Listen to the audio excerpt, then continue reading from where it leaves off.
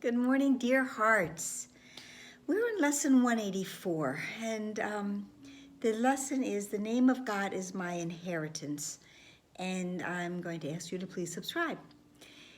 But what I'm also going to say is, in many ways, this lesson, as beautiful as it is really very much bringing us back to the very beginning of this year and our lessons with lesson 2 that said, I have given everything I see in this room, on the street, out this window, all the meaning it has for me. Because the real basis of this lesson is talking about the fact that we live by symbols and that we have made up names for everything that we see.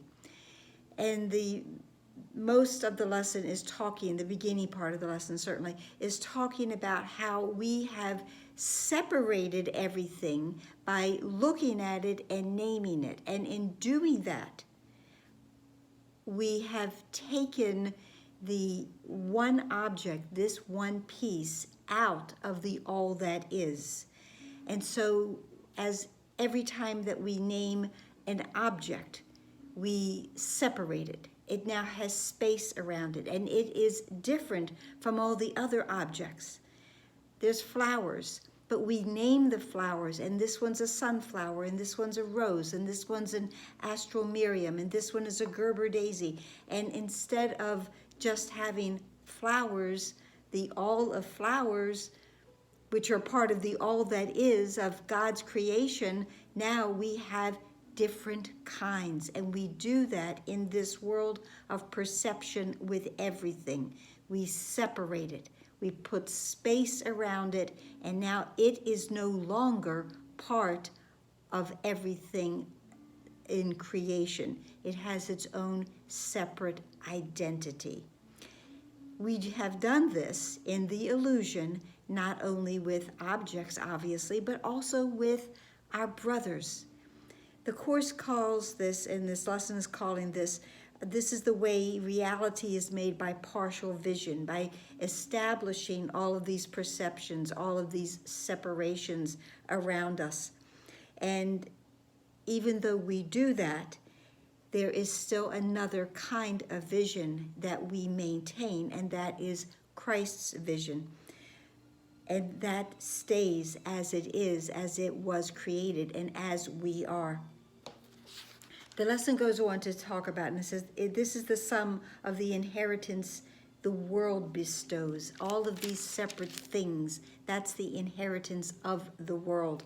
But this lesson is that the name of God is my inheritance, and the name of God is all-inclusive and includes everything. There's a couple of amazing paragraphs in this lesson. It's a beautiful lesson. You've heard me say that before, and do read it. But paragraph 8 is the one I want to go to right now. But first say that, this lesson says that, all of this naming and claiming and separating, that's how we learn. That's the nature of learning in this world. And it isn't really learning, it's remembering. I've called this a spoon, remember that. I've called this a horse, remember that. Rather than really truly learning, because we can't really learn anything in this world, we are memorizing things. But then paragraph 8 says, think not you made the world. Illusions, yes. But what is true in heaven and earth is beyond your naming. When you call upon a brother, it is to his body that you make appeal. You're not calling to the Christ, to the light within him. You are addressing the body that you see with that partial vision. His true identity, his big I identity, is hidden from you by what you believe he really is, that body. His body makes response to what you call him, for his mind consents to take the name you gave him as your own. So we have called out our brother and separated him from the rest of the sonship by one specific name. now, and thus his unity is twice denied. For you perceive him as separate from you, and he accepts the separate name as his. So every time we say to a brother, name him, claim him, separate him from all that is, we have denied him 2 times.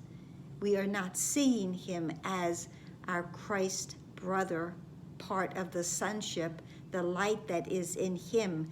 We have separated him and made him into something that he is not, and we are not that either. But the lesson goes on to say that, this is how the symbols of this world work, and we do and we will use them for a while. They become but the means by which you can communicate in ways the world can understand, but which you recognize is not the unity where true communication can be found. This is a limited communication here in the illusion. It is worldly communication. It is not real communication. Real communication can only come from when we see our brothers as ourselves, and we don't see this separation, and we see that our inheritance is indeed the God's name, which is ours and which is our brothers as well. Then it tells us creation has one name, one meaning, and one single source. There's that one again, because it is prevalent, because it is all that there is. There is one. And then there's the paragraph 12, which totally blows everyone's mind, because we just spent all day yesterday in our practice saying that, I call upon God's name and my own, and using that name, God.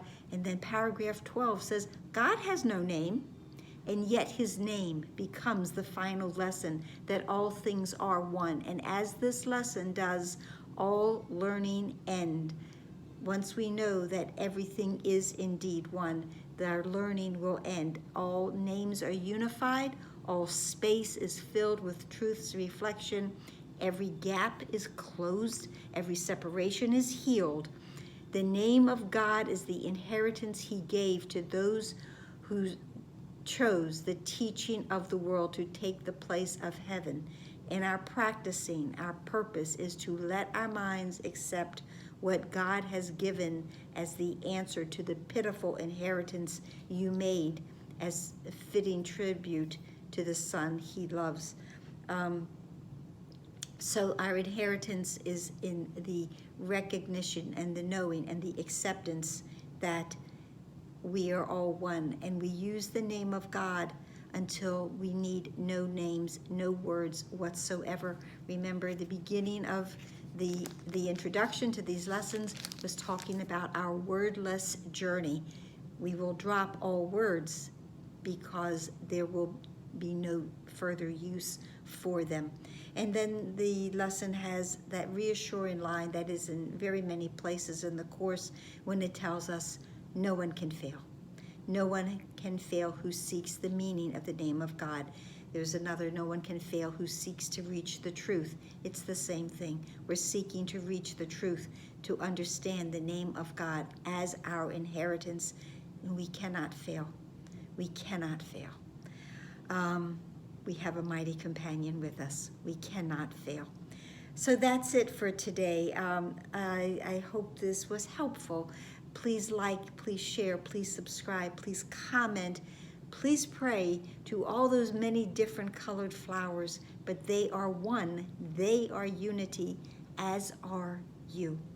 And you are loved, as am I. Namaste.